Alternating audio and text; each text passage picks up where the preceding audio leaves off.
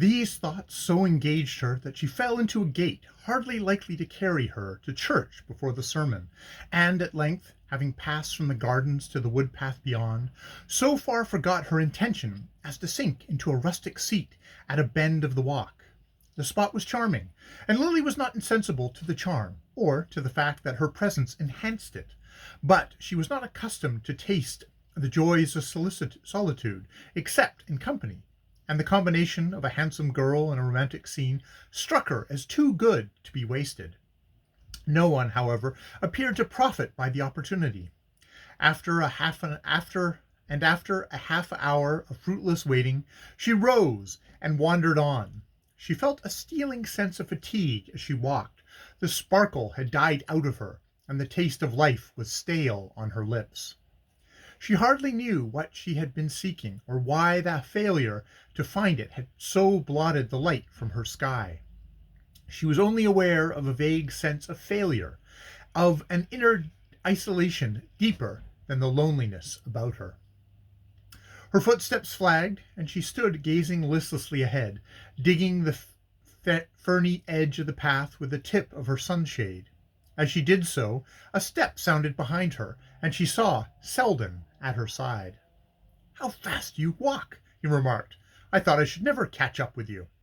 She answered gaily, "You must be quite breathless. I've been sitting under that tree for an hour."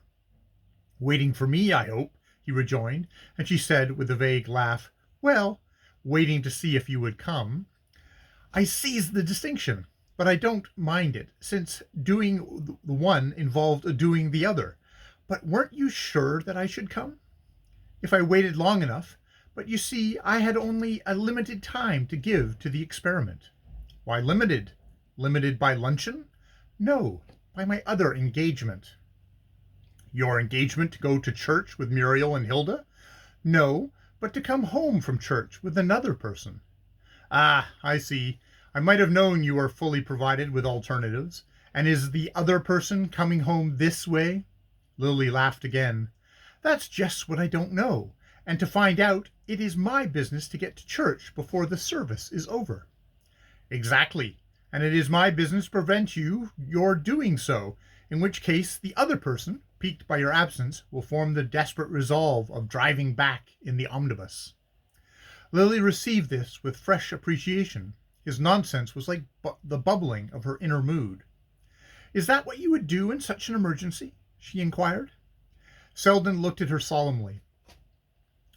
with solemnity. I'm here to prove to you," he cried, "what I am capable of doing in an emergency." "Walking a mile in an hour? You must own that the omnibus would be quicker." "Ah, but will he find you in the end? That's the only test of success." They looked at each other with the same luxury of enjoyment that they had felt in exchanging absurdities over his tea-table. But suddenly Lily's face changed, and she said, "Well, if it is, he has succeeded." Selden, following her glance, perceived a party of people advancing towards them from the farther bend of the path. Lady Cressida had evidently insisted on walking home, and the rest of the churchgoers had thought it their duty to accompany her. Lily's companion looked rapidly from one to the other of the two men of the party, Wetherall walking respectfully at Lady Cressida's side with his little sidelong look of nervous attention, and Percy Gryce bringing up the rear with Mrs. Wetherall and the Trenners.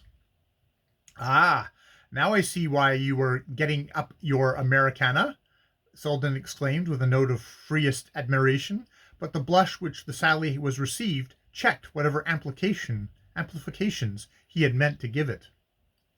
That Lily Bart should object to being bantered about her suitors, or even about her means of attracting them, was so new to Selden that he had a momentary flash of surprise, which lit up a number of possibilities.